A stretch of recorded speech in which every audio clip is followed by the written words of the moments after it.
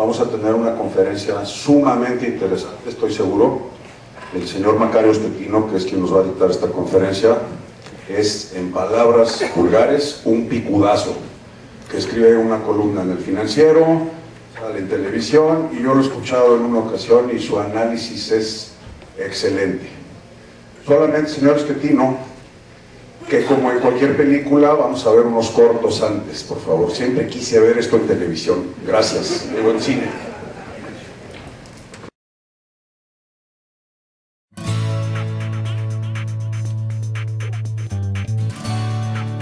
La higiene es requisito fundamental para la preservación de la salud y seguridad de toda persona, y es por ello que hoy se reconoce su importancia para la productividad y las buenas prácticas en toda empresa o establecimiento.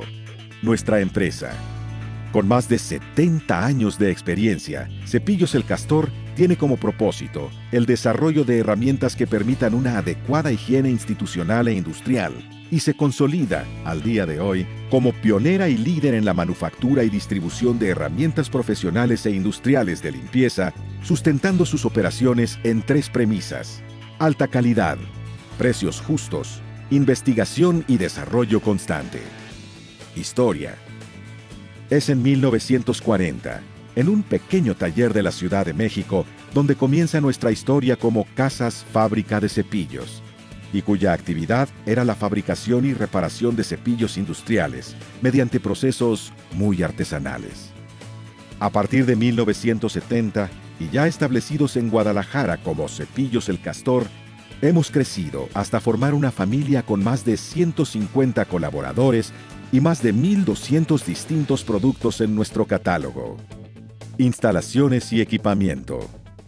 Una planta de 25,000 metros cuadrados, manufactura con tecnología de punta y personal calificado nos posicionan como el mayor fabricante de herramientas profesionales de limpieza y cepillos industriales en América Latina, así como entre los más grandes a nivel mundial.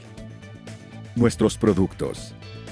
Estrictos estándares en nuestros procesos productivos dan origen a una extensa familia de productos para toda clase de trabajos de limpieza profesional e industrial, con durabilidad superior, gracias a sus materias primas de excelente calidad y diseñados pensando en el bienestar y productividad del usuario, entre los cuales podemos destacar cepillos industriales. Son los cepillos industriales los que dieron origen a nuestra empresa hace ya 75 años y hoy siguen siendo una de nuestras divisiones más importantes. Desarrollados siempre acorde a las necesidades particulares de cada cliente, nuestra experiencia y tecnología nos colocan hoy como la empresa más avanzada en esta materia en América Latina. Cepillos circulares para máquinas de limpieza. Para el mantenimiento profesional de toda clase de pisos, contamos con una amplia familia de cepillos circulares compatibles con máquinas pulidoras y restregadoras de diversas marcas disponibles en el mercado. Somos la única empresa en América Latina que fabrica estos productos con niveles de calidad aceptados internacionalmente y somos proveedores de varios fabricantes de maquinaria. Herramientas para el sector alimentario.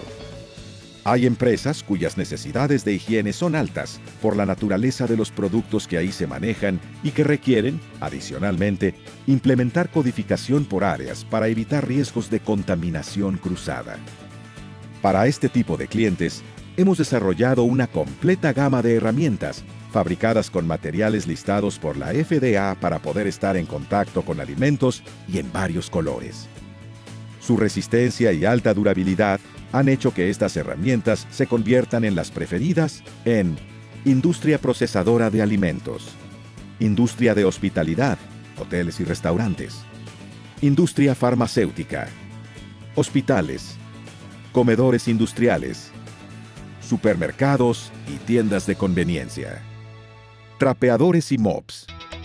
Nuestra gama de trapeadores y mops ofrece soluciones para todo tipo de superficies y presupuestos. Nuestras líneas de manufactura entregan productos de alta calidad, excelente desempeño y larga durabilidad, y todo esto con costos muy competitivos. Alianzas comerciales. Con el propósito de ofrecer a nuestros clientes una gama completa de herramientas de alta calidad, hemos establecido convenios de distribución para México y América Latina con marcas de referencia mundial en limpieza profesional. Moerman, línea de jaladores de agua para pisos, fabricados en Bélgica, con más de 125 años de presencia en el mercado y ampliamente reconocidos como los mejores a nivel mundial. Pulex, líder en el mercado de equipo y accesorios para la limpieza de ventanas, producidos en Italia. Malish, líder global en la manufactura de sistemas para el pulido de pisos de concreto. ETC, creadores del disco abrasivo Gorilla y fabricantes de una completa línea de discos abrasivos para pisos. Presencia en el mercado. La calidad de nuestros productos y nuestros precios competitivos nos han permitido establecer una sólida y extensa red de distribución en todo México, y estamos logrando también una fuerte presencia en todo el continente americano. Canadá, Estados Unidos, Guatemala, Honduras, Nicaragua, Costa Rica, Panamá, Colombia, Ecuador, Perú y Chile son países donde nuestra empresa tiene distribuidores establecidos actualmente, y los planes de crecimiento incluyen, en el corto plazo, a Brasil, Argentina, Uruguay y Paraguay. Objetivos y proyección de crecimiento. Nuestro trabajo cotidiano está orientado al logro de la excelencia. Esto nos ha posicionado como el mejor fabricante de cepillos industriales y herramientas de limpieza profesional en América Latina, como líderes preponderantes en México y con creciente presencia en el continente. Nuestro compromiso es continuar invirtiendo en el desarrollo de nuevos y mejores productos y modernizar nuestras líneas de producción permanentemente. No cejaremos hasta lograr un portafolio de productos completo, de alta calidad y siempre buscando los mejores precios para nuestros clientes.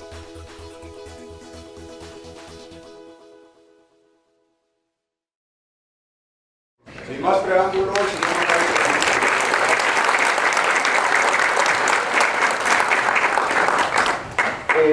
muy buenas tardes, muchísimas gracias por la oportunidad de poder platicar con ustedes. Yo quiero platicar lo que creo que está pasando en el mundo y en México, porque no se puede entender lo que pasa en México si no se da uno cuenta que lo que estamos viviendo es un fenómeno global. Y entonces necesita uno empezar por saber lo que está ocurriendo en el mundo entero, y para eso, primero, necesitamos entender cómo funcionamos los seres humanos. Los seres humanos creen que son inteligentes, pero no. Los seres humanos son bastante limitados, o si lo quieren con más claridad, tontos. Entonces no podemos entender lo que ocurre en la realidad, y para poder tener alguna idea de lo que está pasando, necesitamos simplificar. El problema es que en esa simplificación perdemos información, y esto hace que después tomemos malas decisiones. Por ejemplo, pensamos que lo que conocemos es lo que hay. Y esto nos complica muchísimo hablar con otros seres humanos, porque ellos conocen otras facetas de la realidad diferentes. Esto, por ejemplo, durante las campañas políticas fue muy evidente. Cuando alguien decía alguna cosa distinta a la que nosotros pensamos, pues suponemos que o es una mala persona o es tonto, porque si no debería pensar exactamente igual que nosotros, cuando en realidad es simplemente que conocen una faceta distinta de la realidad, y por eso sus opiniones pueden ser distintas. No solo eso, nosotros nos damos cuenta más de las amenazas que de las oportunidades. Este es un fenómeno evolutivo. Todos ustedes que están aquí porque alguno de sus antepasados logró escapar del león que se lo iba a comer, y se escapó precisamente porque se dio cuenta a tiempo que esa era una amenaza. Y seguimos nosotros pensando de esa misma manera, nos damos cuenta de las amenazas. De eso viven los medios de comunicación, de venderles amenazas a ustedes. Hay quien afirma que los medios de comunicación deberían vender buenas noticias. No, si los medios publicaran buenas noticias, no los compra nadie. A nadie le interesan las buenas noticias. Lo que todos queremos ver son las amenazas, porque eso es lo que nos permite mantenernos vivos. Adicionalmente, pensamos que siempre hay alguien detrás de todo lo que ocurre. Y esto también es un asunto evolutivo, nada más que no todos los animales lo tienen. Esto es un asunto solo de los primates, y la explicación es muy sencilla. Para los primates, el principal predador es otro primate. Es decir, a los gorilas los matan los gorilas, a los chimpancés los matan los chimpancés, y a los seres humanos los matan otros seres humanos. De manera que por eso, cuando ustedes oyen en la noche en su casa un ruido, no se imaginan que fue el gato o que se cayó un florero, de inmediato piensan, hay alguien ahí. ¿Por qué? Porque esa es la mejor amenaza posible. Eso es lo que nos permite seguir vivos. De manera que interpretamos la realidad con base en simplificaciones que nos hacen que tengamos una visión sesgada de lo que está ocurriendo. Y esto es más notorio cuando estamos enfrente de una transformación. Las transformaciones no las podemos entender bien porque estamos acostumbrados a entender lo que conocemos y no lo que viene. Y nos damos cuenta más rápidamente de los riesgos que de las posibles ganancias. Y además suponemos que hay alguien que está detrás de todo esto que está ganando. De aquí vienen las teorías de la conspiración, el innombrable y cosas de eso. ¿Qué es lo que está ocurriendo hoy en el mundo? Tres grandes transformaciones. Una, que tiene que ver con la tecnología. Estamos utilizando la energía de manera muy diferente a como la usábamos hace muy poco tiempo. Estamos en un mundo de tecnologías de información y comunicaciones.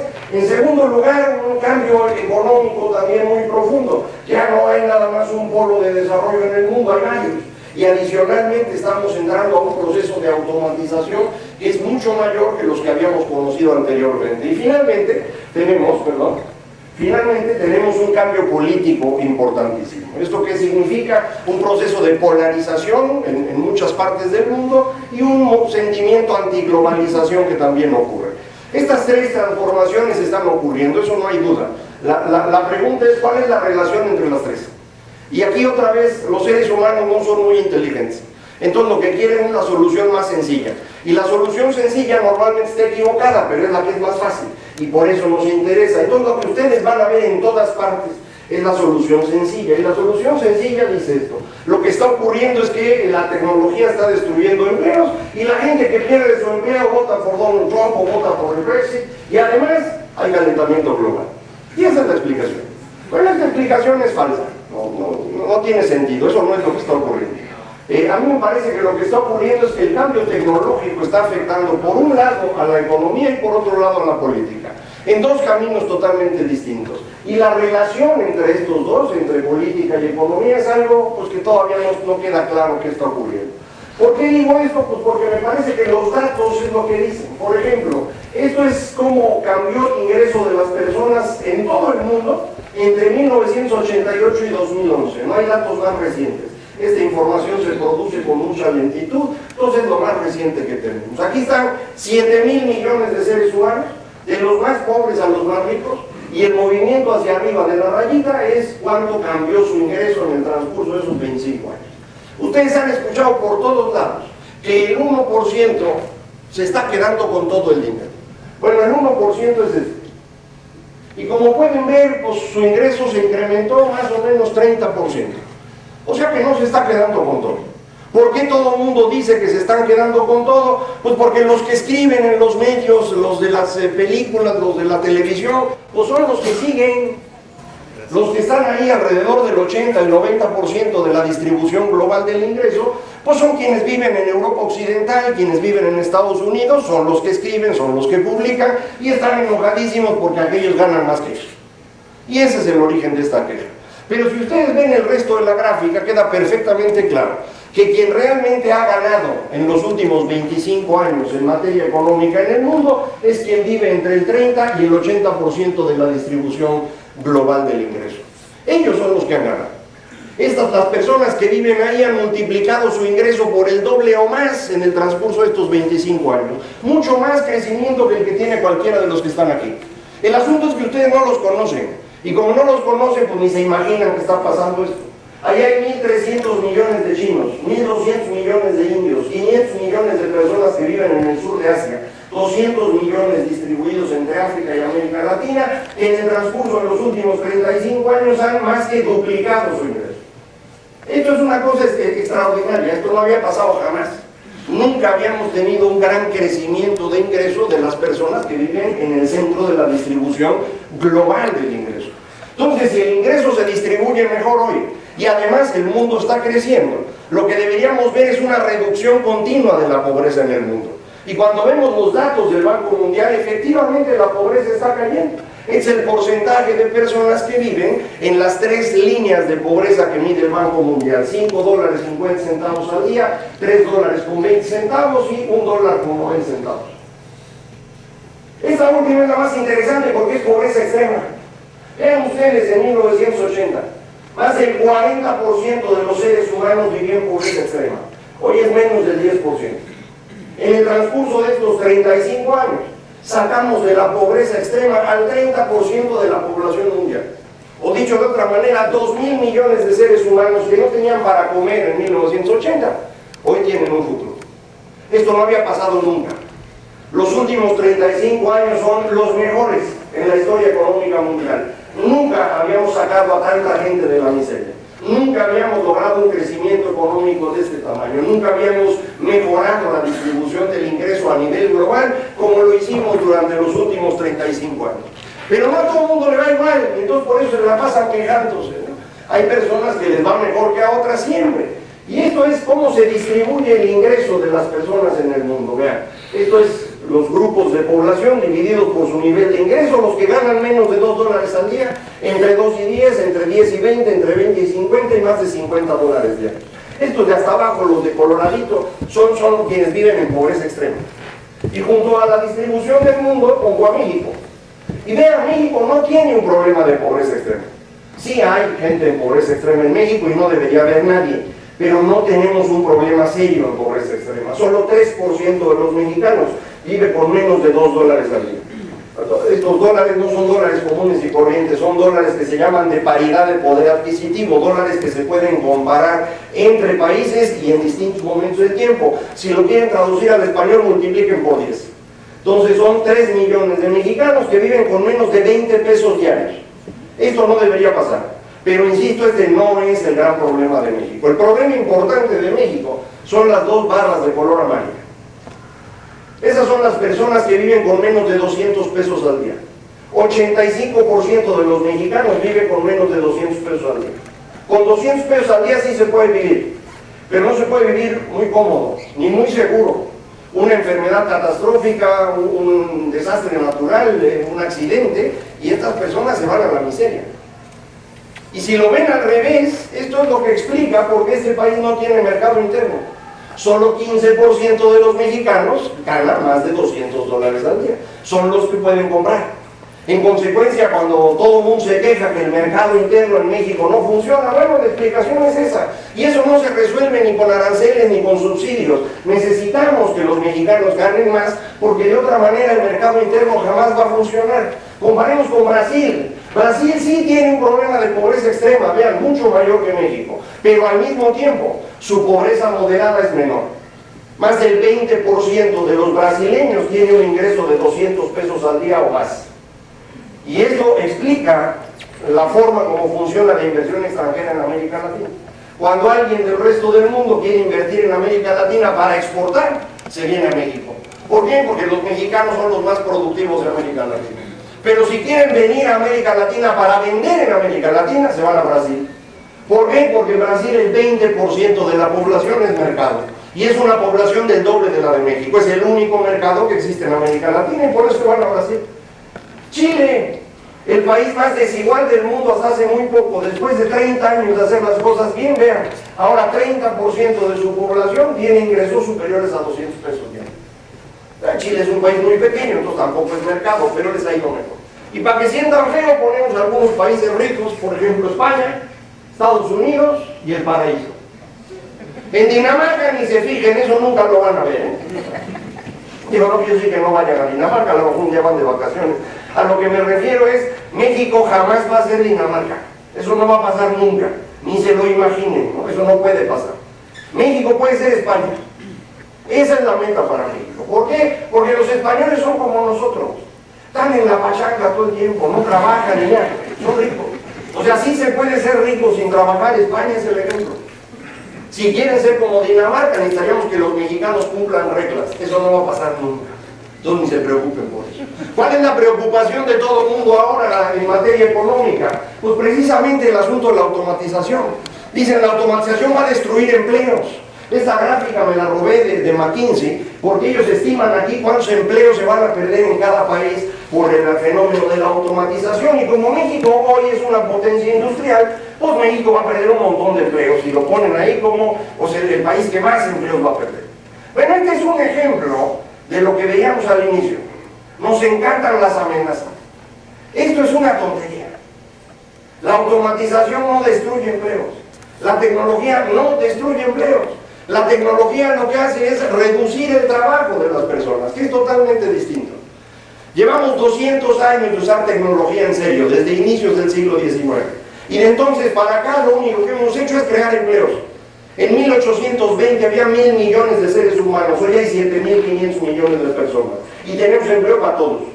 Y en 1820 las mujeres no estaban en el mercado laboral, hoy sí están y hay empleo para ellas. Entonces, la tecnología no destruye empleos, la tecnología reduce el tiempo de trabajo. Y cuando yo reduzco el tiempo de trabajo, ¿qué es lo que tengo? Pues tengo tiempo libre. Y esto es lo que ha ocurrido con el tiempo libre en los últimos 150 años. Lo puedo calcular desde fines del siglo XIX, 1870 más o menos. Y lo que estimo ahí es cuántas horas libres tenía una persona a la semana en ese momento. Y en 1870 una persona tenía a la semana 6 horas libres. Es todo lo que había. El resto del tiempo había que estar trabajando.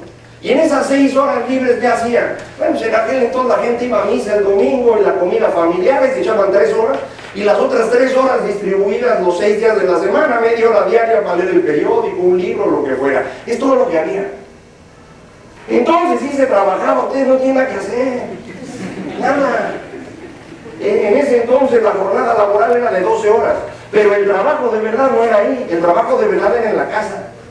Si ustedes ahorita o mañana quieren comerse un pollo, ¿qué hacen? Van al súper, compran su pollo, llegan a su casa, lo cocinan y se lo comen. ¿Cómo le hacía uno en 1870 para comerse un pollo? Pues no había súper. Si querían comer pollo, tenían que tener pollos en su casa. Y el día que se iban a comer el pollo, salían a perseguir al animal, lo agarraban, lo ahorcaban, lo metían en agua hirviendo para poderlo desplumar y entonces lo comían. Y si querían ropa, la tenían que hacer ustedes, porque no había almacenes. Y para lavar ropa otra vez, ponte a hervir agua, échale sosa y a darle hasta que se limpie. Hoy hacen montoncitos de colores, pican botón, asunto resuelto, poco no. No tienen nada que hacer ustedes, nada. Hoy lo que tenemos es tiempo libre en abundancia. Una persona en un país desarrollado que tenía 6 horas libres a la semana a fines del siglo XIX, hoy tiene 40 horas disponibles. 40 horas libres a la semana para hacer lo que quiera. ¿Y qué puede hacer un ser humano en su tiempo libre? Nada más 2 cosas: entretenerse y comunicarse. Es lo único que se puede hacer. Entonces, quien hoy le vende al entretenimiento y la comunicación está vendiendo lo que quiera. ¿Por qué? Pues porque todo el mundo lo necesita. Y es importantísimo entenderlo. Cuando yo vendo lo que el mercado necesita, me va bien. Cuando yo vendo lo que yo sé hacer, no me va a ir bien. Lo que ustedes saben hacer, lo que les gusta a ustedes, perdón que yo se los diga así, no le importa a nadie. Si ustedes quieren vender lo que saben hacer, va a ser un fracaso, nadie les va a comprar. Ustedes tienen que vender lo que la gente quiere comprar. Y lo que la gente quiere comprar hoy es tiempo libre. ¿Qué hago con mi tiempo libre? Pues entretenerte y comunicarte es todo lo que puedes hacer, no hay más. Tienen tanto tiempo libre que hasta pueden estar aquí oyéndome en vez de estar trabajando, ¿se dan cuenta? México tiene un poco menos tiempo libre que los países desarrollados. La razón es muy sencilla. México es el país más trabajador del mundo. Nadie trabaja más que los mexicanos. No producimos nada, pero estamos trabajando todo el tiempo. Si ustedes venden lo que el mercado quiere, decía yo, van a tener éxito. Pero si ustedes quieren vender lo que saben hacer, las cosas pueden no funcionar. Y va a ser una tragedia. Y el mejor ejemplo de tragedia que tengo es la población de caballos y burros en Estados Unidos, de 1900 a 1960. Ya no hay más porque los dejaron de contar, en todo hasta ahí. Pero acá se ve la tragedia. En 1915 había un caballo por cada 4 estadounidenses. En 1960 era un caballo por cada 30 estadounidenses. Esto es una cosa espantosa. Esta es una disminución de la población de caballos y burros en términos relativos del 90%. Si los caballos y los burros pudieran escribir, dirían que ahí donde está la flechita amarilla es la época de la gran tragedia de los caballos y los burros. Nada más que no escriben, ¿no? No lo han escrito ellos. Pero hay punto, hay una población de humanos que le pasó exactamente lo mismo. Los mineros de carbón sufrieron el mismo problema al mismo tiempo y por la misma razón. A inicios del siglo XX, en 1900, producíamos usando carbón y movíamos lo producido en caballos y burros. Para 1950 producíamos usando petróleo y movíamos la producción en autos y camiones. Nadie necesitaba ni caballos, ni burros, ni mineros de carbón. y en consecuencia todos prácticamente desaparecieron. Los mineros ahí andan. Ahora en la campaña de 2016 estuvieron quejando en Estados Unidos con los candidatos de que no tienen trabajo, que les abrieran una mina, y Donald Trump, que no entiende nada, dijo: yo se las voy a abrir. A ver, güey, ¿qué vas a hacer? Cuando estos trabajen ahí en la mina y produzcan, nadie les va a comprar lo que están produciendo. Y entonces van a vivir igual de pobres que hoy, pero trabajando. ¿Qué caso tiene eso? Es una tontería. Entonces, necesitamos entender que el mundo en el que estamos es totalmente distinto.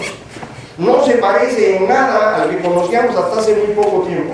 En este mundo abunda el tiempo libre. Y si abunda el tiempo libre, entonces quienes ganan son el turismo, el entretenimiento, las comunicaciones, el conocimiento, y la mano de obra sin calificación pierde. Pero el fenómeno más importante del cambio tecnológico, según yo, no ocurre en dirección de la economía, ocurre en dirección de la política. Y este es el fenómeno que hemos estado viendo los últimos años y que nos angustia mucho. Y para entenderlo necesitamos recordar que las sociedades humanas se construyen alrededor de ideas.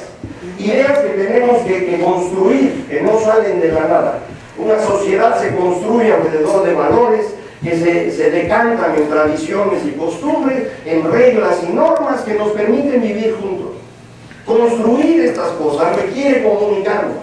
Y entonces cuando la comunicación entre nosotros cambia, los valores de la sociedad tienen que cambiar. Y ese proceso de transformación es dificilísimo. Entonces, cuando yo tengo una tecnología de comunicación distinta, la sociedad resultante va a ser diferente. ¿En qué momento cambia? En el momento que ocurre una sorpresa, o como le llamo yo, un momento de estupor, un momento en el cual nos damos cuenta que lo que tenemos en nuestra sociedad ya no coincide con la forma como nos estamos comunicando. Para que sea más fácil, lo pongo en dibujito. Cuando hay una nueva tecnología comunicacional y se junta con este momento de sorpresa, nos entra la locura.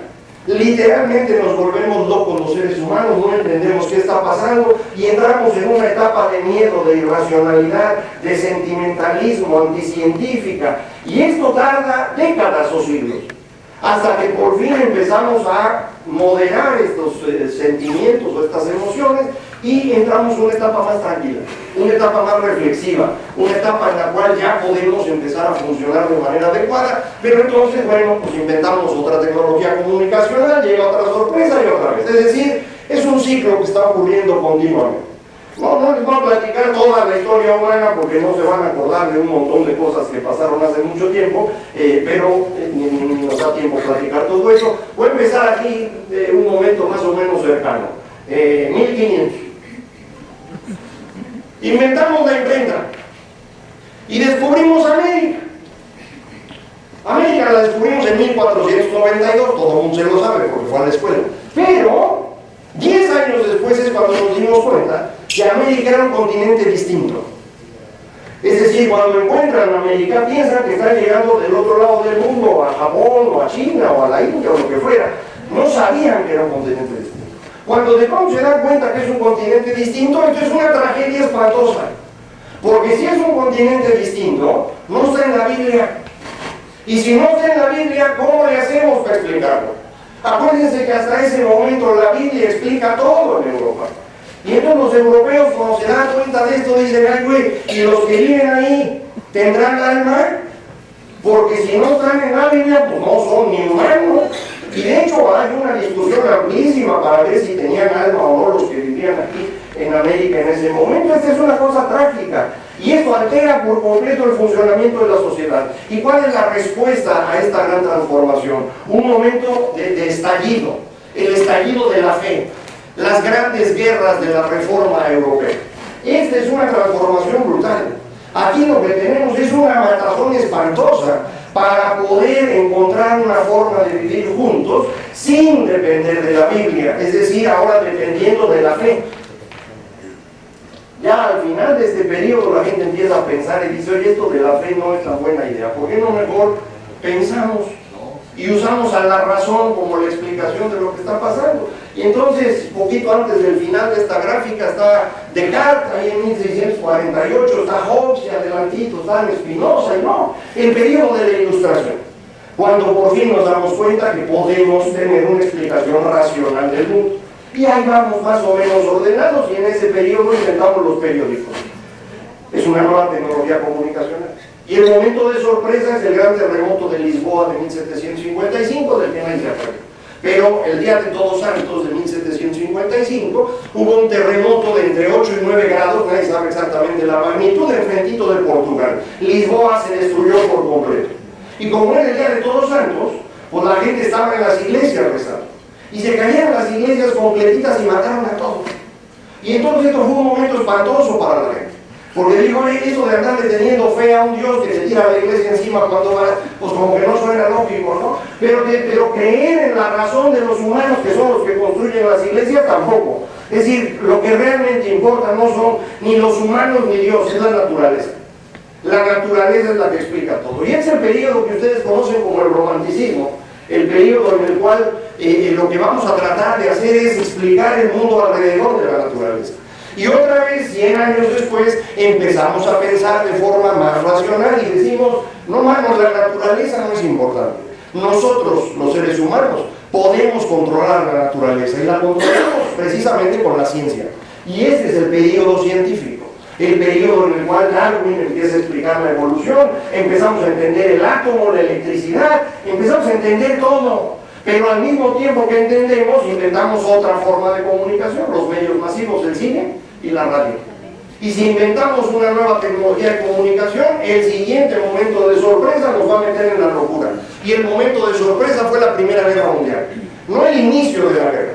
La Primera Guerra Mundial, cuando ocurrían guerras en ese entonces a cada ratito.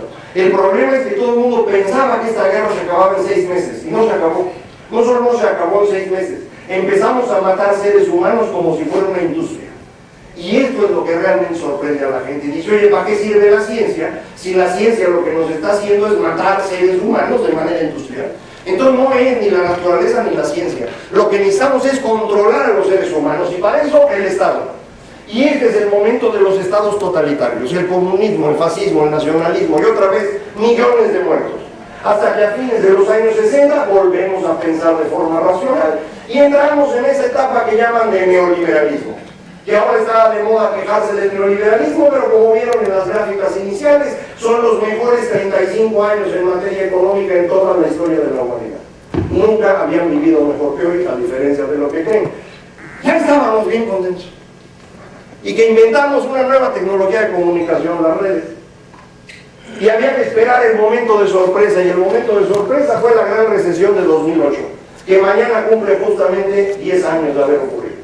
Y en ese momento nos damos cuenta que no, ni el Estado ni el individuo funcionan, y que lo que necesitamos es movernos a otro lado. Y entonces entramos en un momento de miedo, de irracionalidad, de angustia, que es el que están viviendo hoy ustedes. Entonces, si ustedes están angustiados, no sufran, es por eso. ¿No? Es algo que está ocurriendo, no tienen por qué sufrir, es un proceso. ¿Se va a acabar? Sí, se va a acabar. ¿Cuándo? Pues no lo vamos a ver todos los que estamos aquí. Yo espero sí verlo, pero pues algunos otros a lo mejor no llegan.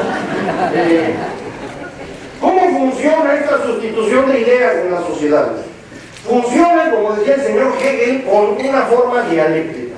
A una idea se opone la idea contraria. Es decir, a la fe de los años del siglo XVI, en el siglo XVII le pusimos enfrente la razón.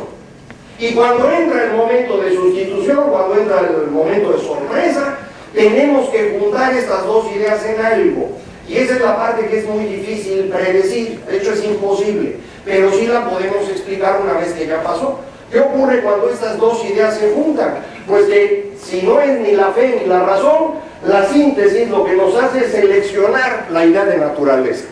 Y a la idea de naturaleza sí le oponemos su contrario. Y el contrario de la naturaleza en el siglo XIX es la ciencia. Y cuando estas dos chocan, nos vamos al tema del Estado. Y frente al Estado ponemos el individuo durante la segunda mitad del siglo XX, y hoy estamos en una situación totalmente distinta. Estamos entrando en un momento extraño en el cual los individuos ya no existen. Ustedes ya no son individuos. Ustedes ahora forman parte de grupos. Grupos que se definieron sin preguntarles a ustedes. Pero eso no importa. Ustedes son parte de grupos. Yo, por ejemplo, soy hombre razonablemente blanco, mayor de 50 años, heterosexual. Eso me hace imposible hablar de ciertos temas. Para esos otros temas necesitan una mujer negra, homosexual y activista. ¿Por qué? Porque esos temas solo los puede decir ella, yo no. ¿Sí me explico? Lo que está ocurriendo en el mundo en este momento es que cada uno de ustedes vale o deja de valer dependiendo de características que traen de nacimiento. Su color de piel, sus preferencias sexuales, su género, o cosas que aprendieron desde muy chiquitos como su religión. Y eso es lo que los define hoy. Y si ya no tenemos individuos sino grupos, entonces la democracia no puede funcionar. Si a ustedes les gusta la democracia, pues yo estoy contento que la hayan conocido y que la hayan visto en México durante 20 años, ya se acabó y no va a volver a ver en un buen rato. Entonces esto es importante entenderlo porque si no nos entra la angustia. A cada una de las ideas que tenemos corresponde una organización de la sociedad. El periodo que ustedes conocieron, eso está mal, esa rayita debía estar abajo, el periodo que ustedes conocieron es alrededor del individuo, de las democracias amplias, ese fue el periodo que conocimos. ¿Dónde estamos hoy? En el de hasta abajo. Nos organizamos en grupos y en consecuencia no puede haber democracia liberal, sino una cosa extraña que llaman hoy democracia iliberal. ¿Cuál es la diferencia entre las dos? Bueno, la democracia liberal, la que ustedes conocieron, es una en la cual la gente vota, tiene información independiente y creíble, hay igualdad de competencias para las distintas opciones políticas y hay libertad de expresión y de reunión más o menos amplia. Esa es la democracia liberal. ¿Cómo es la democracia liberal? La gente vota, punto. No hay información confiable, no hay igualdad de condiciones para quienes compiten y las libertades de expresión y de reunión se reducen. Para que no tengan duda de que eso existe, eso es hoy Hungría y Turquía, por ejemplo. Y Estados Unidos va a la mitad del camino. Ya no hay información confiable en Estados Unidos. Donald Trump se ha dedicado a destruir la información confiable. Y aquí en México, para los que tengan dudas, no va a haber igualdad de condiciones para las siguientes elecciones. Todos se han quejado de que los partidos gastan mucho, ¿no? Bueno, pues lo que van a hacer es reducir el gasto de los partidos. De manera que el único partido que va a tener dinero es el que está en el gobierno, que es coincidentemente el de Andrés Manuel López Obrador. Entonces, de aquí en adelante no van a tener elecciones competidas ustedes. Van a tener la opción de pues, ir a votar por el candidato de López Obrador y decir, sí, sí, me gusta. Es todo lo que va a haber. ¿Por qué? Pues porque así es esto. Las sociedades van cambiando los ejes alrededor de los cuales funcionan. Y estos cambios no implican la desaparición del eje anterior, sino se van encimando unos a otros. En el siglo XVI, decía yo, empezamos alrededor de la fe, y luego le pusimos encima la razón, y luego la naturaleza, la ciencia, el Estado, el individuo, el grupo. Eso es en el mundo civilizado. Acá en América Latina, pues distinto, todos son distintos aquí, porque aquí para sacar a Dios, puta, ha sido dificilísimo. Entonces, le juntamos al final todo ahí en el mismo, y entonces por eso nos han salido tan mal los últimos 150 años, pero bueno, la idea es la misma, ¿no? Déjenme usar el de arriba entonces, que es el que sirve para ver los momentos que han significado. La fe lo que nos lleva es a la construcción de los reinos, en donde la religión del rey es la religión de todos sus súbditos y se acabó la discusión. Y para que no terminar esa discusión fueron 150 años de muertos, ¿eh? Cuando entra la razón es cuando construimos la ciudadanía. El primer lugar en el que esto ocurre es en los Países Bajos, hacia la mitad del siglo XVI y hasta fines del XVII, esto se mueve a Gran Bretaña.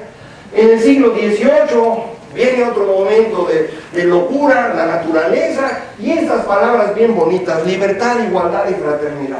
Que todo el mundo se emociona cuando lo oye y no se acuerdan que este era el grito que servía para quitarle la cabeza a las personas. Es decir, el grito de la Revolución Francesa es el grito de hay que cortar cabezas. Y como cortar cabezas es una actividad muy compleja, inventaron una máquina para cortar cabezas rápido y de forma eficiente. Entonces, cada vez que nos emocionamos, nos ponemos bien violentos.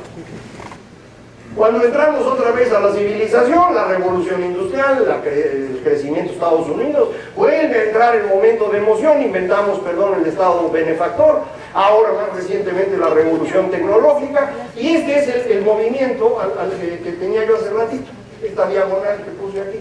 Y ya encontré datos para saber si la idea de la diagonal es correcta o no, y esos son los que están en esta grafiquita. Es el número de muertos que hemos hecho desde el siglo XV para acá. Esto es a nivel mundial y esto es en Europa. Y fíjense la inmensa coincidencia. Ahí estábamos bien tranquilos hasta que nos entra el momento de la fe. ¿Y qué hacemos con la fe? Matar gente. Para que tengan una comparación, ¿se acuerdan cuál es la tasa de homicidios en México? 23. Vean la escala ahora. Eso es matar gente. O sea, todavía falta, pues, lo que ustedes han visto es poco comparado. Ya que entramos a la civilización, es decir, a la ilustración, ahí va para abajo. Libertad, igualdad y fraternidad, a cortar cabezas, ahí va para arriba. Llega la ciencia y ahí va para abajo. Nos entra la idea del Estado totalitario, ahí va para arriba. Llega el neoliberalismo, ahí va para abajo. Y ahora vamos a ir para arriba. ¿Por qué no tenemos datos? Porque todavía no pasa, es lo que va a pasar. Todos los próximos años vamos a tener años movidos, efectivos, llamativos. ¿Por qué se los platico? Porque es mejor saberlo. Es mejor saberlo. Eso es lo que va a ocurrir. ¿Por qué va a ocurrir? Porque así somos los seres humanos, somos gente extraña. Acuérdense, no somos muy inteligentes. Y hay momentos en los que lo que priva en nosotros es la emoción. Son esos momentos alrededor de Dios, la naturaleza, el Estado y ahora el grupo. Y hay momentos que lo que priva en nosotros es la reflexión, la razón, la ciencia, el individuo, pero eso decía yo a terminar. Alrededor de esto es como vamos construyendo nuestras reglas, tradiciones, costumbres, y luego pensamos que estas tradiciones llevan mucho tiempo. No, son cosas que vamos construyendo paulatinamente. Lo que ustedes conocieron en el siglo XX, ¿qué fue? Un periodo en el que el individuo era importante y por lo tanto el mercado, el libre mercado, la competencia económica, etc. El estado de bienestar se empezó a reducir, creíamos en la ciencia y a Dios lo mantuvimos, a Dios lo mantuvimos como un asunto privado. Cada quien puede creer en Dios, pero en su casa. ¿Qué es lo que ocurre en la segunda mitad del siglo XX? En la segunda mitad del siglo XX, que es lo que estamos haciendo hoy, si esta cosa funciona, ¿qué es lo que estamos haciendo hoy? Hoy hay menos individuo y por lo tanto menos mercado. Y eso es lo que ustedes están viendo a nivel global, cómo se van cerrando los mercados y el comercio es cada vez menor. La gente empieza a añorar el estado de bienestar. Dejamos de creer en la ciencia, es una cosa de locos. ¿Sí han visto lo del movimiento antivacunas, ¿no? En Italia, por ejemplo, la gente está orando y dice que las vacunas hacen daño. A ver, animales, antes de las vacunas se nos moría 1 de cada 4 niños antes de cumplir 5 años. Si quitamos vacunas vamos a regresar a eso, es una tontería monumental. Pero la gente no está en modo racional, está en modo emocional, no entienden nada. Los alimentos orgánicos, ahora todo el mundo quiere comer cosas orgánicas, una maravilla. La última vez que comimos cosas orgánicas, la esperanza de vida eran 25 años. Por eso ya no comemos esas cosas. Yo entiendo que están de moda y que la raza quiere. No hagan eso, se van a morir. ¿Saben lo que es la carne de res orgánica? Es una vaca que jamás tomó un antibiótico. Todos los bichos de la vaca se los están comiendo ustedes. Digo, esto tiene la ventaja que es un mecanismo que se va autorregulando. Mientras más vaca orgánica coman, menos estarán aquí la próxima vez. Y bueno, ahí vamos avanzando los que sí nos cuidamos. Lo único orgánico que vale la pena son los huevos de los pollos que caminan solos. Eso sí saben sabrosos, lo demás no tiene sentido. Los géneros, cuando yo era niña, que no es hace tanto tiempo, había 2 géneros, niños y niñas. Hoy hay 36 géneros sexuales distintos, 36. Ahí tengo una revista donde los explica, todavía no lo he leído, no me voy a confundir. Me lo voy a imaginar yo. Me imaginé 10, no puedo pasar de 10. Pero hay 36, se hace como quiera. El cambio climático ahora sirve para explicar todo. Se está quemando California, cambio climático. Llega el huracán a Carolina del Sur, cambio climático. Llega el sargazo a Cancún, cambio climático. Cuando una cosa explica todo, ya no explica nada. Y realmente se está usando para no tomar soluciones en el momento inmediato. Entonces, nos estamos volviendo locos. Y Dios está regresando a la vida pública, a la arena pública, pero no el Dios de ustedes, ¿eh? Es decir, esto lo que significa es que cada quien está trayendo un Dios distinto. Y esto es un problema. Si discutir política nos pone nerviosos, discutir Dios lo que significa es que nos tenemos que matar. Es la única solución que hemos encontrado los humanos, por eso mejor ya no discutimos de eso. Pero otra vez regresa. Entonces, en este fenómeno estamos ahorita. ¿Qué es lo que tenemos hoy? Pues un momento de miedo. Y este momento de miedo significa un momento irracional, sentimental, en el que pues, la ciencia se va reduciendo, y entonces lo que hacemos para defendernos de esto es reagruparnos. ¿Cómo nos reagrupamos? Tratando de evitar que lleguen otros, por lo tanto cerrando fronteras. Es decir, los movimientos antimigrantes en Estados Unidos y en Europa vienen de aquí. La gente tiene miedo y trata de cerrarse. Tratamos de cerrar también las economías. Por eso Donald Trump y todas las decisiones que está tomando en materia económica, pero no es Trump, ¿eh? Trump es un síntoma de un fenómeno que está cambiando en Estados Unidos. Si Trump desaparece mañana, esto va a continuar. Esto viene como un movimiento grande que tiene su origen, insisto, en estos momentos de miedo e irracionalidad que tenemos los seres humanos. Creamos islas, nos agrupamos solo con gente que piensa y hace lo mismo que nosotros, porque este aparatito nos lo permite. Es decir, personas que son extrañas y que antes en su pueblito nadie los quería porque se veían muy raros, ahora pueden conseguir amigos en esto. Y entonces construir estas islas alrededor de las cuales viven, y eso es lo que hemos estado viendo.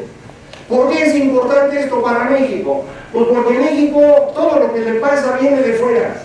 O sea, en la escuela nos platican como si nosotros hiciéramos las cosas, pero no. Por ejemplo, nos descubrieron porque andaban descubriendo todo. África, Asia, América. Y luego nos independizamos porque Napoleón invadió España. A ustedes les platican de Miguel Hidalgo y de Morelos, puro cuento. Esos güeyes estaban bien muertos antes de que se hiciera la independencia. La independencia ocurre porque Napoleón invade España. España se viene abajo, Latinoamérica se independiza. Y nosotros también. Y luego nos invaden los franceses. ¿Por qué nos invaden? Porque Estados Unidos estaba en guerra de secesión. Y como estaban distraídos allá, Francia dijo, momento para irse a colocar a América y vámonos a México. La guerra de secesión termina en 1865 y los franceses se van. Juárez sale 2 años después diciendo, yo los corrí. ¿Cuál, güey? Ya se habían ido. 2 años antes. A Porfirio le va muy bien en el porfiriato. Pues sí, porque era la primera globalización. Entre 1870 y 1913, a todo el mundo le fue bien. Y en los años 30 Cárdenas construye un régimen corporativo, pues sí, porque todos los regímenes en el mundo entre 1926 y 1940 fueron corporativos. Y nos volvimos una democracia a fines de los 90 en México, porque toda América Latina se hizo democracia a fines de los 90. Entonces lo que nos pasa a nosotros viene de fuera. Nosotros a lo mejor le ponemos aquí un poquito más de sabor, pero viene de fuera. Y lo que hoy viene de fuera lo estamos repitiendo nosotros. Este es un momento de irracionalidad y cerrazón. Y eso es lo que estamos haciendo. ¿Y cómo decidimos hacerlo? Pues restaurando el viejo régimen. Eso fue lo que decidieron ustedes. A mí ni me vean feo. Es decir, 53% de los mexicanos decidieron que Andrés Manuel López Obrador debía ser el presidente, y no nada más eso, le dieron el control absoluto, ¿no?, de las cámaras. Le dieron 5 gobernadores y 20 congresos locales. De manera que el señor López Obrador controla 21 gobiernos locales directamente. Para que vivan tranquilos, este no. Pero hay 21 que sí, que él va a controlar directamente. Y los gobernadores van a ser sus esclavos. Él dice que estamos viviendo la 4ª transformación. En realidad eso es resultado de su escaso conocimiento. Él entiende la historia del 4º año de primaria, hasta ahí llega. Entonces, pues sí suena como que hay 3 transformaciones en México: la independencia, la reforma y la revolución, y ahora él. En realidad no es así. En realidad lo que tenemos es la 3ª cerrazón.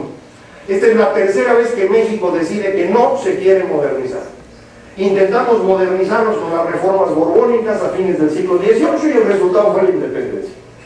Intentamos otra vez hacernos una economía moderna, una sociedad moderna, con las reformas liberales de Juárez y Díaz. El resultado fue la revolución y va para atrás otra vez. Y ahora lo volvimos a intentar con las reformas estructurales. Y el resultado es Morena. Y se acabó. No hay modernización, pues. Ni va a haber democracia, ni va a haber modernización. Lo que ustedes vieron los últimos 25 años, qué bueno que lo disfrutaron. Ya no sigue. ¿Por qué es importante entender esto? Porque van a estar sufriendo mucho si ustedes esperan que los próximos años se parezcan a los años anteriores. No se van a parecer a eso, van a ser diferentes, y así hay que entenderlo. Andrés Manuel obtuvo 30 millones de votos. ¿De dónde salieron esos 30 millones? 16 millones eran suyos. Andrés Manuel ha traído 16 millones de votos desde 2006. Los tenía en 2012 y los volvió a tener ahora. Pero ahora sumó 14 millones de votos adicionales. ¿Quiénes son esos 14 millones? Pues un porcentaje nada pequeño es de las personas que se convencieron que México vivía el peor momento de su historia y por lo tanto se requería un cambio total. ¿Por qué pensaban eso estas personas? Por este aparatito. Este aparatito en el transcurso de 10 años nos fue convenciendo de que este era el peor momento de la historia de México. ¿Quién lo hizo? Un grupo de personas que trabaja con Andrés Manuel que se dedicó durante 10 años a convencerlos a ustedes de información ficticia. Por ejemplo, Epigmenio Ibarra, el productor de telenovelas y esto, es el gran creador de las frases de López Obrador. No más sangre, ¿cuántos más, Calderón? Somos 132, nos faltan 43, todos son de él. Y todos se reprodujeron a través de las redes con el equipo que tiene López Obrador, un equipo que en buena medida construyeron con la gente de Podemos de España. Y ellos lo hicieron. Esto es lo mismo que pasó en Reino Unido con el Brexit o en Estados Unidos con Donald Trump. Allá en estos casos los rusos tuvieron mucho que ver. Acá ni se necesitaron los rusos. El equipo de López Obrador fue suficiente. Y cuando en marzo de este año se hace evidente que López Obrador, además de sus 16 millones de votos, trae varios millones de incautos aquí, pues los priistas entran en la locura, porque se dan cuenta que va a perder el PRI. Y si el PRI pierde, pues ellos pierden su chamba. Y algunos de ellos hasta el bote van a ir a dar. Y entonces salen corriendo a buscar ayuda y en ese momento aparece el Señor del Gran Perdón y les dice: venid conmigo, hijos míos, que yo os protegeré. Y ahí se van con él. Y con eso suman ustedes 30 millones. ¿De verdad estábamos en el peor momento de la historia de México? Unos numeritos nomás para que sientan feo. Es el crecimiento de la economía. 2.8% anual todos los años, salvo los que nos venimos para abajo. ¿Cuáles son los que nos venimos para abajo? Las crisis de Estados Unidos, no nuestras. Durante todo este siglo no ha habido una sola crisis mexicana. Los dos momentos en los que México dejó de crecer es porque vino el golpe de fuera. La recesión .com de 2001-2003, que aquí en Guadalajara resintieron espantoso. ¿Se acuerdan del Silicon Valley que iba a existir aquí y de pronto ¡fum! Se fue? Vaya.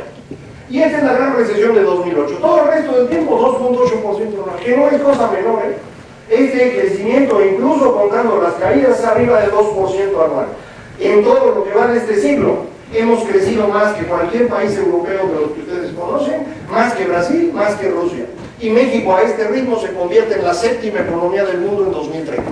Entonces, ahí yo no le veo que hubiera problema. En el consumo de la población, pues crecíamos parejito. La inflación de la que todo el mundo se queja, entre 3 y 6% todo el tiempo. Entre 3 y 6% anual todo el tiempo. Más de la mitad de los aquí presentes vivieron inflaciones de 200% anual. Entre 3 y 6%. Y se quejan, no, está subiendo. No manches, güey. O sea, ya se te olvidó cómo fueron los años 80. Y otra vez, los dos momentos de alta inflación son momentos de crisis de Estados Unidos, no nuestra. Salvo este es el gasolinazo. ¿Por qué el gasolinazo? Porque si no hubiera hecho esto, el gobierno hoy no tendría dinero para cerrar el sexenio. Y entonces el nuevo gobierno iba a entrar en una crisis terrible. Para eso lo hizo. A lo mejor por eso perdieron la elección. Yo no lo creo. Les ayudó tantito, pero ya venían mal desde antes. Entonces no creo que sea importante. El tipo de cambio del que todo el mundo se espanta para que comparen, ahí están el dólar canadiense, el peso chileno y el euro. Y este es el peso mexicano. Vean cómo... Vean cómo nos movemos igualito que los demás hasta enero de 2016. De enero de 2016 en adelante México se mueve un piso arriba. Mismo comportamiento, pero un piso arriba. ¿Por qué? Por Donald Trump. Es Donald Trump, solito. ¿No? Él es el que nos movió el tipo de cambio a 19. Si Dios nos escucha y mañana no amanece el Señor, pues nos vamos a 17.50. Si sale el Tratado de Libre Comercio nuevo, más o menos decente, nos vamos a 18. Si seguimos que no se termina la negociación, pues entre 18.50 y 19.50. Si el tratado actual desaparece y no hay nada que lo sustituya, nos vamos a 25. Pero nada de eso depende de ustedes, ni de López Obrador. Todo esto depende de todo. Es un fenómeno que viene de fuera. Entonces, México no vivía el peor momento de su historia, no lo vive hoy, salvo en dos cosas en las que estamos un poco peor, que son seguridad y corrupción. Y esto es lo que le va a tocar al nuevo gobierno, ¿no? Y a ver cómo lo va a resolver. En materia de corrupción ya dijeron un montón de cosas que van a hacer. En materia de seguridad no tienen la más remota idea. No tienen idea de qué van a hacer.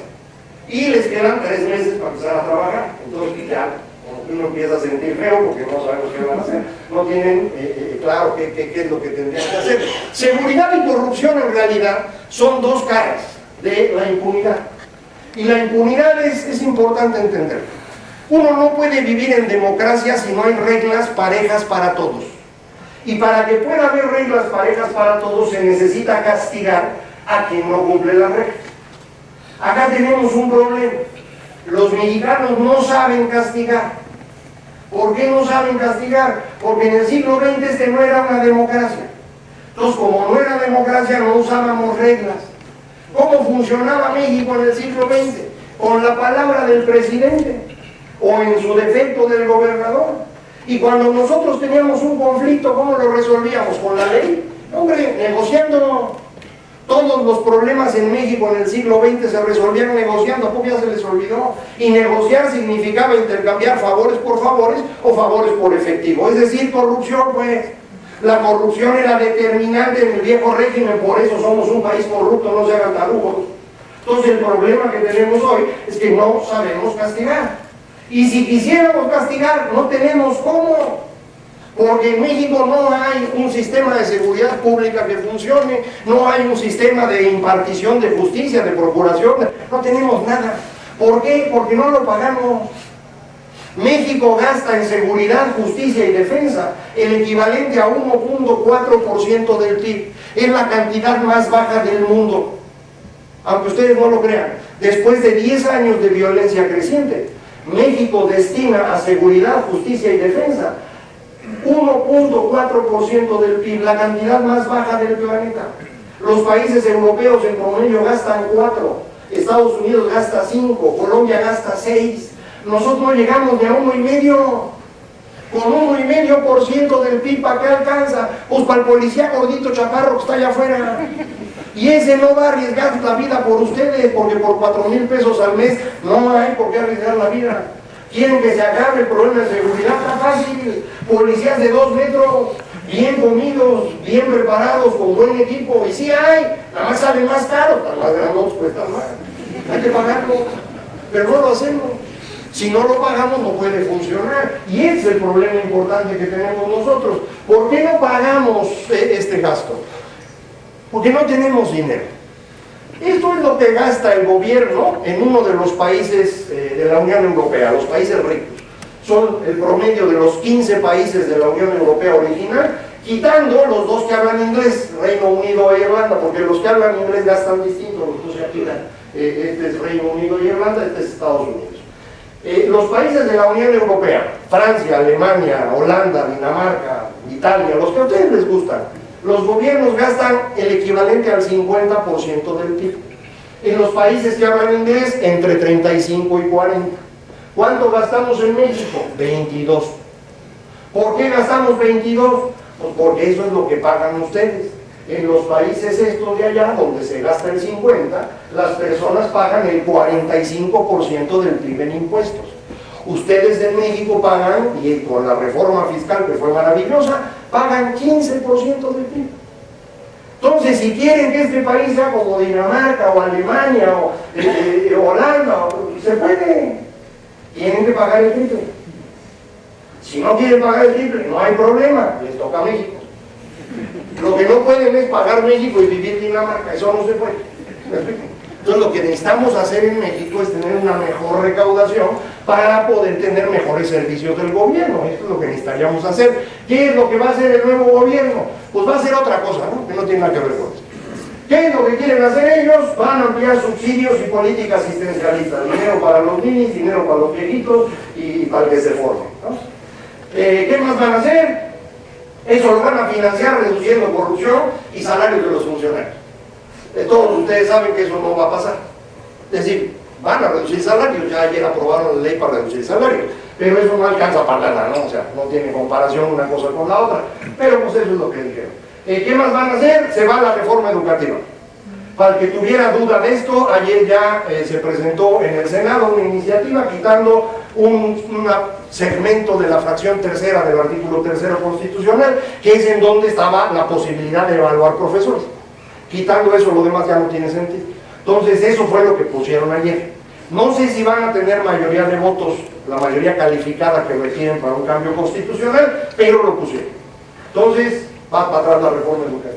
La reforma energética dijeron que no va para atrás, nada más que ya no va para adelante tampoco. Se queda donde está. No van a quitar los contratos ya asignados, pero no va a haber nuevas licitaciones. Eso han dicho. Pero también han dicho que van a revisar los contratos anteriores para ver cuáles quitan. Entonces no sabemos qué van a hacer. Van a hacer una refinería, que con eso va a estar mejor todo, pero yo no lo sé. ¿Qué otra cosa interesante van a hacer? Vamos a ser autosuficientes en materia alimentaria. Eso significa que van a tener que dejar de comer ustedes, porque la única forma de ser autosuficientes es comer menos, no vamos a producir más, ¿no? O sea, nosotros somos el productor más importante del mundo en muchas cosas, y en particular frutas, verduras y legumbres. Somos el primer introductor a Estados Unidos de todas ellas, salvo el jugo de naranja. Todo lo demás, México es el principal introductor a Estados Unidos. ¿Por qué alguien querría acabar con ese campo que está funcionando bien para ponerse a sembrar maíz? No lo sé. Pero esa es la idea. Entonces es lo que propone. Una sugerencia para que no sufran. Andrés Manuel López Obrador no es Hugo Chávez, no es un comunista. Andrés Manuel López Obrador es un priista de 1970. La explicación es muy sencilla. Él en 1970 llega a la civilización, salió de su pueblito de allá de Tabasco, donde había vacas y cosas así, y llega a la Ciudad de México en 1970 y ve la UNAM y ve todo, y eso se le queda fijo en su cabezota. Y eso es lo que quiere volver a hacer. Entonces todas sus decisiones están orientadas a reconstruir el sistema político mexicano de 1970. Es decir, juntar todo el poder en una sola persona, que coincidentemente es él, pero bueno, eso es secundario. Lo que importa es juntar todo el poder. Eso es lo que ustedes tienen que entender. Todas las decisiones que él tome tienen que ver con que sus promesas de campaña no se vea que no las cumple, y con acumular todo el poder posible en su persona. Lo que quede es lo que se aplica. Si no está pensando en refinería por refinería, está pensando en eso porque esto significa volver a tener control de Pemex, y a través de Pemex del sindicato de petroleros. ¿Por qué echa atrás la reforma educativa y por qué soltaron al Bester Gordillo hace un mes? Pues para que se peleen adentro del sindicato y él pueda tomar control del sindicato de maestros. Lo que quiere hacer es recuperar el control de los sindicatos en el presidente de la República. Lo mismo que quiere controlar a todos los gobernadores a través de la presidencia. Eso es lo que está haciendo. Entonces, no traten de explicar la economía. No tiene sentido. No entiende. Es como Trump en eso. No entienden nada. Ellos solo entienden el objetivo que tienen. Y el objetivo que tiene Andrés Manuel es eso. ¿Qué va a pasar en materia económica en 2019? Pues yo no creo que pase nada muy grave todavía. El presupuesto de 2019 es importantísimo, lo van a presentar hasta diciembre, porque como es año de cambio de gobierno, es hasta diciembre. Yo creo que van a presentar algo decente. ¿Por qué? Porque si es indecente, en ese momento las calificadoras nos bajan el grado de inversión y México se acaba. Entonces, saben que eso va a pasar, no lo van a hacer. Van a presentar algo decente, no lo van a cumplir. Pero de eso nos vamos a enterar en mayo, junio o julio del año siguiente. Entonces, de aquí a mayo de 2019, todo muy tranquilo. Ya por ahí de mayo ya se me pueden empezar a poner nerviosos, ahí voy avisando para que estén enterados. ¿Cuál es el otro punto donde podría haber riesgo hoy? El tema de los contratos de la reforma energética y el aeropuerto. Si echan atrás esto, es una pésima señal para los inversionistas. O sea, en el aeropuerto hay 200,000 millones de pesos ya hundidos. Si ustedes cierran el aeropuerto, pierden 200,000 millones de pesos. Cualquier país del mundo que ve que un gobierno toma una decisión de ese tamaño, pues dice, estos güeyes son los inútiles, entonces mejor no voy. Y entonces, pues eso es lo que podría poner en riesgo el asunto. Del tipo de cambio, ni se preocupen, insisto, reacciona a Donald Trump primero y eventualmente a esto, pero hasta que lo veamos, todavía eso no ocurre. ¿Cómo funciona el nuevo gobierno? Ahí está Andrés Manuel. Y tiene en el Senado a dos personajes importantes. Ricardo Monreal, que es el líder de la fracción parlamentaria de Morena, y Martí Batres, el presidente del Senado, que él fue el que presentó la reforma al artículo 3º constitucional. Del lado de los diputados, Porfirio Muñoz Ledo, que aunque usted no lo crea, ahí está, y si llega al 1 de diciembre, él le va a poner la banda presidencial a López Obrador, lo tienen en un frasco de alcohol para que aguante. No era al revés, el frasco de alcohol está dentro de Porfirio Muñoz Ledo. Y Mario Delgado, que es el líder de la fracción parlamentaria de Morena. De este lado, muy importante, el control sobre los gobernadores, que va a ocurrir a través de esos dos personajes que ven ahí, que probablemente no conocen. César Yáñez es la persona más cercana a López Obrador desde hace 20 años, 21 años. César y yo entramos a trabajar con López Obrador casi al mismo tiempo. Yo, como pueden ver, salí huyendo lo más pronto posible. César se quedó, ahí está. Y el que está ahí junto se llama Gabriel García, es el responsable de controlar a los coordinadores estatales que van a existir a partir de diciembre y que van a ser una especie de gobernadores en la sombra. Entonces son los personajes importantes. Aquí. Estos son los tres secretarios más relevantes: Carlos Ursúa, secretario de Hacienda; Marcelo Ebrard, canciller; y la señora Olga Sánchez, la ministra, que va a ser secretaria de Gobernación, le dijeron a la pobre. En realidad no, en realidad se están burlando de ella. La pusieron ahí para que platique con todos estos grupos extraños que hay. Los que les gusta la marihuana, los que les gusta la heroína, los de los 36 géneros sexuales distintos. Ese es su trabajo. Es relaciones públicas. Ella va a estar quedando bien con todo el mundo. Ya no tiene nada que ver con la seguridad, todo se va a una secretaría nueva. Pierde el CISEN, que era el órgano de inteligencia civil, ya no lo va a tener. No va a tener nada. Todo va a estar de adorno por la señora. El control de los gobernadores va a estar allá. Entonces, si dice algo, ni se preocupen, es como si el viento soplara, no tiene importancia. Y estos son los de las redes sociales que les comentaba hace rato. ¿Por qué es importante esto? Para que tengan una idea de quiénes son los que van a jugar, pero además para que tengan una idea de cuáles son los sucesores. Porque acuérdense, una vez que pasa una elección, empieza la que sigue. ¿Quiénes son los potenciales sucesores de López Obrador? Pues aquí están tres de ellos, que son los tres que yo creo que existen.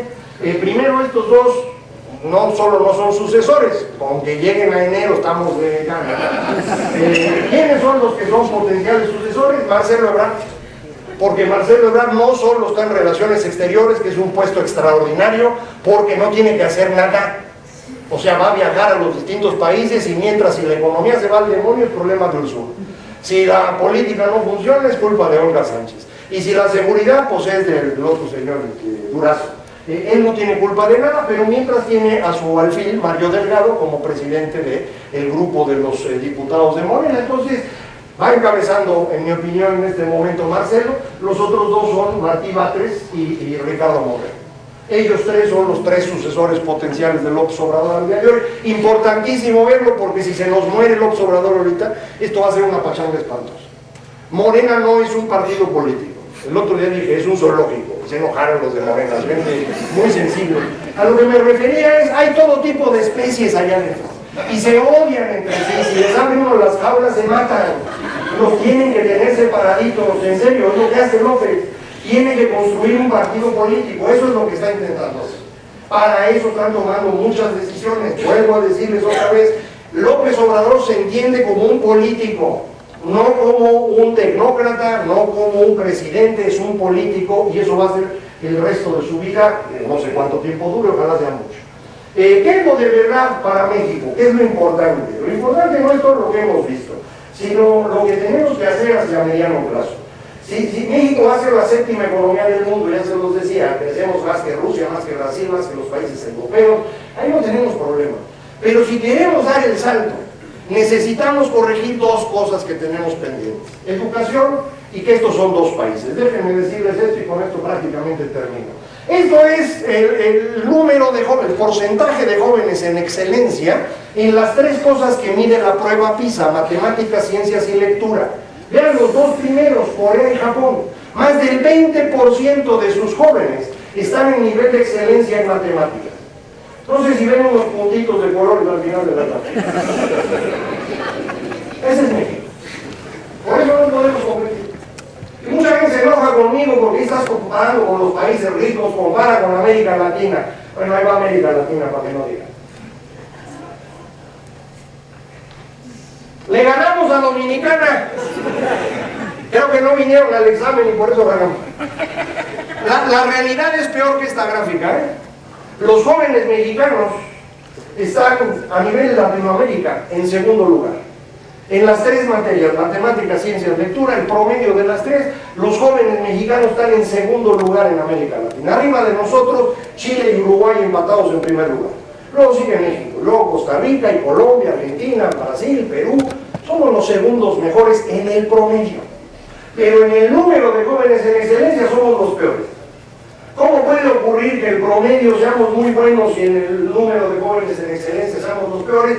Pues porque tenemos el sistema educativo más igualitario del mundo. No hay nadie más igualitario que México. Y el problema en educación es que la única forma de igualar es igualar para abajo.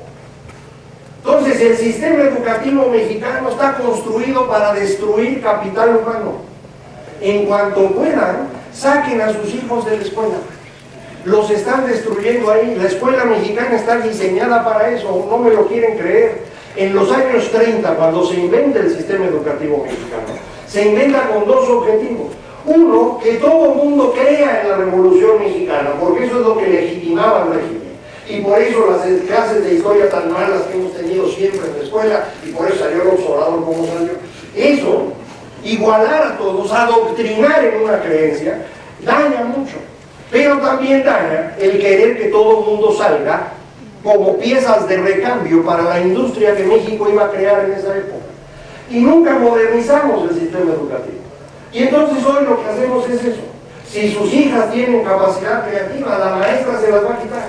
Y si su hijo tiene pensamiento crítico, el maestro se lo quita. Y si alguno tiene dotes de liderazgo, los maestros lo terminan. ¿Por qué? Porque lo que necesitan es sacar a todos iguales.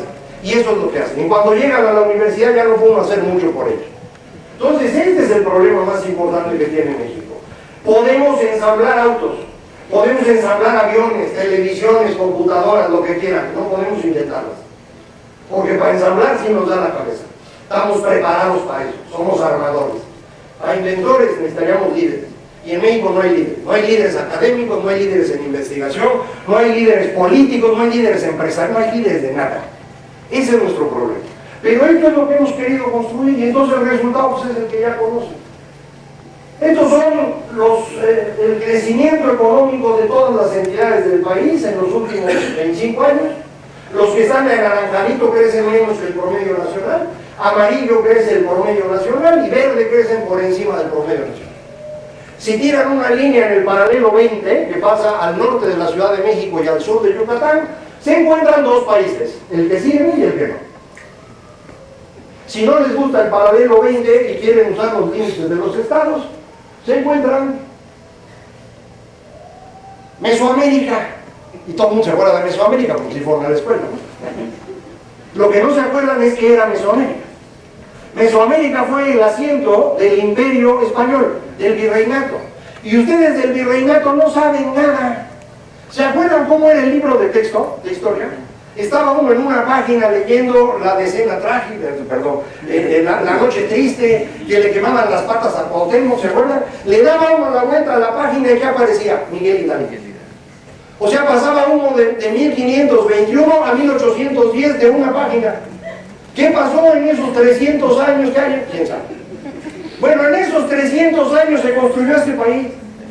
Todas las tradiciones mexicanas tienen su origen en esos 300 años, incluyendo los charros y el Día de Muertos. Todo se hizo ahí. Entonces México es eso. Y por eso esos estados están como están. Porque esos estados siguen en el siglo XVII. O sea, la razón por la cual el sur de México no funciona es porque siguen viviendo en el siglo XVII. Siguen pensando de la misma manera. Entonces no importa qué les pongas ahí, no lo van a saber usar. Que les quieres poner una refinería nueva, pues ve y ponla, güey. No va a funcionar. Que el tren transísmico o el tren Maya, no importa, todo lo que quieran. Y aquí viene la buena noticia para ustedes. Eso es lo que quiere hacer López Obrador. Entonces, si López Obrador se mantiene en Mesoamérica, ya la hicimos. O sea, lo único que hay que hacer es que no venga para acá. Ahí donde está esa raya, hay que hacer el famoso muro. Está fácil. No es un muro para que no cruce la gente, es un muro virtual para que Andrés no cruce. Que se dedica, es lo que él conoce, es lo que le gusta. Él es de Tabasco, conoce Tabasco, le gusta a la gente del sur. Llégale, está bien, no pasa nada, nomás no vengas.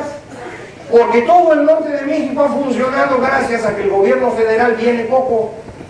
Entonces, que no vengan. Eso es lo que tienen que concentrar ustedes. Es decir, lo que necesitamos hacer para los próximos años es ver cómo hacemos para rescatar lo más posible de la dinámica que traíamos. Y la dinámica que traíamos fue exitosa en la parte norte de este país. Y puede seguir siendo exitosa siempre y cuando aquellos se concentren en la otra parte. ¿Quieren producir petróleo? Lleguen. Nada más no se meta con el asunto de las berries, ¿no? Ese lo administramos aquí nosotros. No venga a opinar del tequila, no se venga a meter con las vacas. Nosotros hacemos eso. Nosotros seguimos armando autos y computadoras y aviones y demás, y ustedes pónganse a hacer lo que gusten. Tren Maya con las luces incluidos, ¿no? ¿Por qué la gente del sur vota por López Obrador? Porque es gente inteligente. Vean. Esto es el ingreso por habitante de la gente que vive en el sur de México y la gente que vive en el norte de México, divididos de acuerdo a la gráfica que acaban de ver hace un momento. Y esto es cuando empezó el Tratado de Libre Comercio. Allá estaban los del sur, hoy están acá. De que firmamos el Tratado de Libre Comercio para acá, la gente que vive en el sur de México perdió el 10% de su ingreso. Y ustedes, los que viven en el norte, ganaron 12% de su ingreso. De manera que la diferencia entre los dos grupos se amplió 22%. Por eso la gente del sur dijo, ya estuvo, necesitamos que nos atiendan. Y por eso votan de esa manera. Y esto lo que es importante entender es, son dos países distintos. Y no hay ningún presidente que pueda resolver los problemas de los dos al mismo tiempo. Entonces yo insistiría que se concentren en resolver los problemas del sur y que la parte del norte se sigan moviendo solitos. Y esa sería la mejor solución que podemos encontrar para México. ¿Qué es lo que vamos a tener en los próximos años? Un mundo de redes y plataformas. Esto significa que atender al cliente es mucho más importante que antes. Ya nadie produce de manera masiva. Ahora hay que producir exactamente lo que el cliente quiere. ¿Por qué? Porque las plataformas obligan a eso. Por ejemplo, ninguno de ustedes ve televisión ya. Eso ya no sirve. Tienen ahí su armatoste porque ya lo habían comprado, pero lo usan para ver otra cosa, usan para ver streaming, para ver Netflix o HBO o ESPN o si les gustan las telenovelas, Blim, pero no ven televisión. Ven exactamente lo que ustedes quieren ver a la hora que quieren. Y cuando se van a mover de un lugar a otro en una ciudad, no van a pedir un taxi. Van a conseguir el auto que ustedes quieren con el chofer que quieren para que pase a la hora exacta que lo necesitan y los lleve al otro lado. ¿Por qué? Porque pueden. Y ustedes ya no toman café, ahora toman una bebida hecha específicamente para ustedes. Es tan hecha para ustedes que le ponen su nombre al vasito, ¿a poco no? Y les cobran 5 veces más. Y ustedes felices pagan 5 veces más porque esta bebida no la tiene nadie. Dice Macario, solo yo la tengo. ¿Sí me entienden? Bueno, eso es lo que hay que hacer. Hay que vender exactamente lo que la gente necesita, porque las plataformas nos obligan a ello. Necesitamos vender lo que la gente necesita y la gente necesita algo para hacer en su tiempo libre. Hay que atender esto y necesitamos darnos cuenta que el conocimiento es cada vez más importante. En materia política en el mundo, ¿qué vamos a tener? Democracias iliberales, en donde no vamos a poder funcionar como lo habíamos hecho antes. Vamos a tener políticas identitarias, es decir, hechas de acuerdo al color de la gente, a su religión, a sus preferencias sexuales, a lo que ustedes digan, pero no a los individuos. Y por lo tanto, esto es totalmente distinto a lo anterior. Comunidades y economías más cerradas. México va a estar ahí. Entonces, lo que vamos a tener en los próximos años es incertidumbre. Pero la incertidumbre es una maravilla. Y luego uno se da cuenta de eso. Solo en la incertidumbre es posible crear. Solo en la incertidumbre se puede crear. Cuando ya todo es conocido ya no se puede crear nada. Solo cuando hay cosas inciertas hay un espacio de creación. Y entonces cuando hay incertidumbre ustedes pueden crear. ¿Qué se puede crear? Se puede crear todo, se puede crear conocimiento con base en la ciencia, se crea riqueza enfrentando el riesgo, se crea estabilidad política a través de la democracia. El problema de la incertidumbre es que la incertidumbre angustia. Y cuando uno está angustiado busca consuelo, y el consuelo se encuentra en el espacio de las creencias. Y yo creo que por eso América Latina no funciona bien, porque en América Latina no generamos conocimiento, no generamos riqueza, no tenemos estabilidad política. Y yo creo que es porque no somos capaces de soportar la angustia. Y de inmediato salimos corriendo a ver a la Virgen de Guadalupe para que resuelva las cosas. Ya déjenme en paz, ya déjenme en paz, pónganse a trabajar, van a ver cómo las cosas funcionan. Esto es lo que necesitamos hacer, entender que la incertidumbre es un espacio maravilloso. Este espacio de la incertidumbre es el espacio de la creación, y la creación es la creación de conocimiento, de riqueza, de estabilidad, no es cualquier cosa. Entonces, ¿qué es lo que hay que hacer para los próximos años? Primero, entender y aceptar lo que está pasando a nivel global. De nada sirve que ustedes me digan que quieren democracias liberales, pueden querer lo que quieran, no hay. Lo que hay son democracias liberales. No les van a hacer caso a ustedes como individuos, sino de acuerdo a sus definiciones identitarias, al sexo que tienen, al género que tengan, a sus preferencias sexuales, a su color de piel, a su religión, eso los va a decir. Y así va mucho. Segundo y muy importante, necesitamos orientarnos más a los clientes y entender mejor su comportamiento. Producir como lo hemos hecho durante todo el siglo XX, yo produzco y aquellos güeyes compran, ya no existe. O entienden exactamente qué necesita el cliente, se van a quedar fuera. Tercero, y muy importante, abracen la incertidumbre. La incertidumbre es maravillosa. Nada más hay que ponerse rojito. El asunto es no angustiarse. Lo que los mata es la angustia, no la incertidumbre. Todo viene la angustia, pues. Un poquito de yoga, tai chi, un tecito, lo que ustedes quieran, pero esto es lo importante. Porque, ojo, uno no elige los momentos. Lo que uno elige es la actitud frente a los momentos. Y lo que ustedes tienen que hacer para los próximos años, no pueden cambiar lo que está pasando afuera, pueden cambiar su actitud. Y cambiar su actitud significa entender y aceptar lo que está pasando, entender y aceptar lo que está pasando, orientar mejor sus actividades y sobre todo, abrazar la incertidumbre. Muchísimas gracias a todos.